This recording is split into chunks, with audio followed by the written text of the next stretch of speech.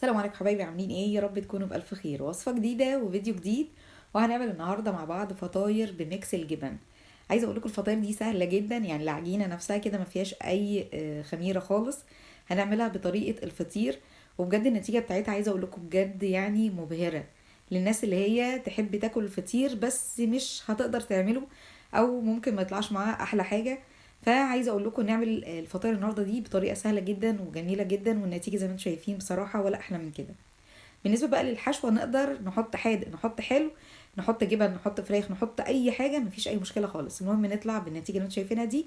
ما تنسيش اللايك، خليكي معايا لاخر الفيديو، ويلا بينا. في بوله او في عجان، يعني اي حاجه هتبقى عندك هنقدر نشتغل بيها والنتيجه هتبقى واحده، مفيش اي مشكله خالص. عندي هنا كوبايه ميه بدرجه حراره المطبخ، يعني ولا دافيه ولا ساقعه قوي. بالنسبه لعيار الكوبايه 200 مللي، وحطيت كمان نص كوبايه، يعني مجموع السوائل عندي 300 مللي من الميه. تمام. نزلت هنا كمان عليها معلقتين كبار من السكر، وابتديت اقلب بشكل كويس جدا. هنا بقى هنزل عندي الدقيق دي هنا 4 كوبايات من الدقيق. عيار الكوباية 125 جرام، او نص كيلو من الدقيق الاسهل بالنسبة لك تقدري انك تشتغلي بيه، يعني بالنسبة للوزن او بالنسبة للعيار.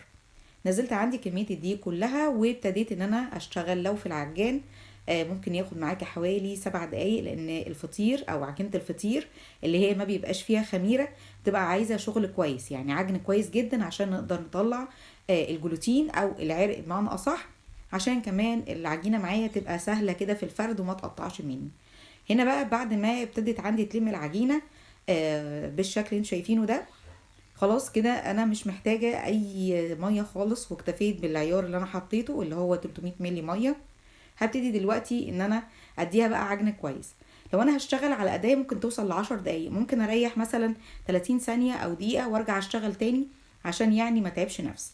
وبرضو زي ما قلنا النتيجة هتبقى في الاخر واحد. بعد ما عدى حوالي 5 دقايق بشوف العجينة، تلاقيتها نعمت وبقت كويسة جدا، بس محتاجة كمان دقيقتين اللي احنا قلنا عليهم اللي هما ال7 دقايق. بعد ما عدى كده عجن حوالي 7 دقايق، شكل العجينة بيبقى مختلف جدا. العجينة بتاخد شكل تاني خالص، اللي هو بتبقى معاكي مطاطية، يعني ليها عرق كويس، بتبقى العجينة معاكي ناعمة، بتبقى العجينة معاكي طرية ولينة، لكن مش بتسيب علامة في ايدي. يعني هتبصي تلاقيها تلزق في ايدك، لكن مش هتسيب علامة، هتلاقي ايدك نظيفة بالشكل ده. ولو حسيتي ان هي بتلزق شوية ما تزوديش دي ولا اي حاجة، مسحه كده من الزيت بايديكي، وتبتدي انك تشتغلي او تمسكي العجينه، تقدري انك تشكليها وتحطيها بالطريقه دي في قلب طبق برشه من الدقيق، لان احنا مش عايزين اي مواد دهنيه دلوقتي.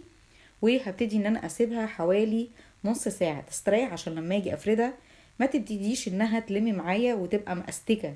يعني العجينه معاكي لازم تستريح، عشان كمان كل ما هتفرديها تمط معاكي وما تتعبكيش. هنا بقى نبتدي نعمل الحشوة. عندي هنا 150 جرام من الجبنة القريش، ابتديت اهرسها بالشكل ده. بالنسبة للحشوة عايزة اقول لكم تقدري تحشي اللي انت عايزاه، مفيش بقى يعني صح وغلط بالنسبة للحشوة. كمان عندي هنا حوالي 75 جرام من الجبنة الموتزاريلا، وهنا كمان معلقتين من الجبنة الرومي المبشورة.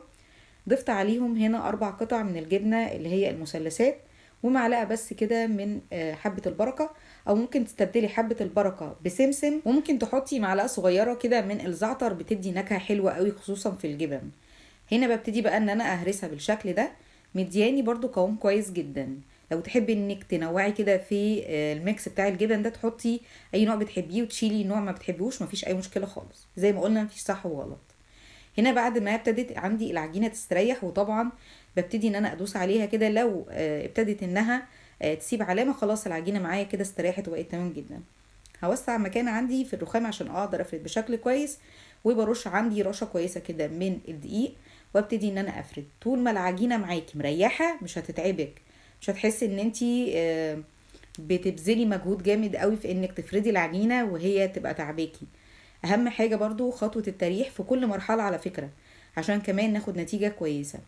في بقى ناس ممكن مثلا ما تريحش العجينة وتفضل يعني تفرد فيها كتير قوي قوي قوي، تحس انها العجينة معاكي مأستكة ومش عايزة تتفرد. لو يعني قابلتي المشكلة دي، تقدري انك تسيبي العجينة حوالي 10 دقايق، وتبتدي بعد كده انك ايه تفردي فيها تاني. ده لو انت حتى ابتديتي انك تفردي فيها من الاول وما كانتش مستريحه كويس. وبالنسبه لسمك العجينه حوالي نص سنتي. بعد ما فردت كده بجيب حوالي معلقتين او 50 جرام من الزبدة، يعني بتبقى بدرجة حرارة المطبخ عشان اقدر ادهن بيها بالشكل اللي انتوا شفتوه دوت.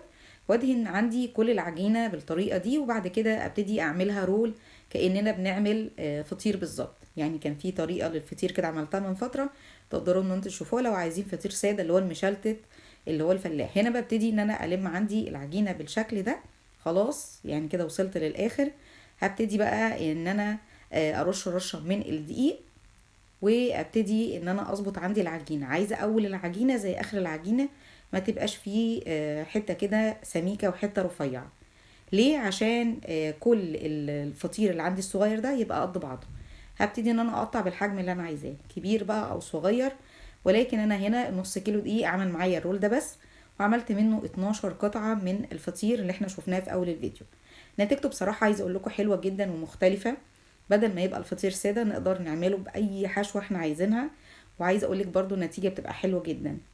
هنا ببتدي بقى ان انا افرد عندي كل قطعة بالشكل ده، وبعد كده ابتدي ان انا اقرصها اكورها، عشان كمان سهل عليا بعد كده لما اجي احشيها واشكلها ما يبقاش فيها اي مشكلة خالص. ما يعني هتحس ان العجينة معاكي مش مظبوطة وهتتعبك شوية. فطبعا الخطوة دي زي ما قلنا خطوة بتبقى اساسية جدا. بعد ما بخلص يعني التقريص ده، بحط عندي كل الكور دي في قلب صينية، وببتدي ان انا اغطيها عشان وشها ما ينشفش. بسيبها برضو حوالي تلت ساعة، يعني على حسب ما تبتدي انها تريح معاكي. وطبعا بالنسبة للصيف وللشتاء، في الصيف الوقت بيبقى يعني قصير شوية، وقت التريح في كل حاجة. بالنسبة للشتاء بيبقى طويل شوية لان الدنيا بتبقى ساقعة. بعد ما ريحت عندي العجينة، رشة كده على رخامة بسيطة من الدقيق، وابتدي افرد العجينة على شكل دايرة بالشكل ده. ابتدي احط كده معلقة من الحشوة والمها زي ما شفتوا. بتهيالي الفيديو واضح جدا وشارح نفسه قوي، ما فيهاش اي صعوبة. ببتدي بعد ما بقفل، وبرضو لازم نخلي بالنا من خطوة التقفيل دي عشان ما تفتحش معايا اثناء التسوية. فدي برضو خطوة نخلي بالنا منها واحنا عايزين نتفاداها خالص. في فكرة بقى ممكن نعملها لو انا مش عايزة حشوة نهائي. هبتدي افرد بالشكل شفتوه ده، وادهن دهنة من السمنة او الزبدة، وابتدي الم العجينة كأني بلم فطيرة بالظبط، واحطهم يعني يستريحوا كده. وبعد كده ابتدي افردهم، هيبقوا معايا فطاير ميني صغيرة جدا. برضو تبقى فكرة كويسة لو انتي مش عايزة الفطير يتقطع منك، يعني لكل شخص كده فطير او فطيرتين هياكلهم من غير ما بقى اي حاجة. بالنسبة لعجينة الفطير، لما باجي اعجنها ما بحطش عليها غير ملح والسكر والمية، يعني ما بحطش اي مادة دهنية اثناء العجن، ولا زيت ولا سمنة ولا زبدة ولا اي حاجة. الكلام ده كله بيبقى اثناء الفرد بس. دي برضو حاجة اقدر اقولها للناس اللي هي المبتدئين، اللي يعني اول مرة يعملوا فطير او عجينة فطير. بخلص طبعا عندي كل الكمية بالشكل ده، وببتدي ان انا اسيب مسافات واسيبهم حوالي ربع ساعة كده يريحوا. واجي هنا اعمل الدهان الوش. عندي صفار بيضة ومعلقة من الخل ومعلقتين من اللبن، ربيتهم بشكل كويس جدا. لو مش عايزة دهان الوش ده تقدري تدهني بزبدة او بسمنة، مفيش اي مشكلة خالص. ده معاكي وده معاكي، واللي يريحك تقدري تعمليه. هنا ببتدي ادهن بالشكل ده. عايزه اقولك بقى بالنسبه للتسويه، بسخن عندي الفرن حوالي 10 دقايق قبل ما ادخل اي حاجه خالص عشان ياخد درجه حراره كويسه.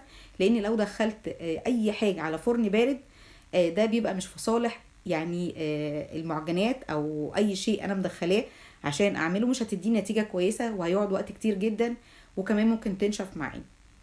بعد ما بيسخن عندي الفرن بشغل طبعا من تحت بس.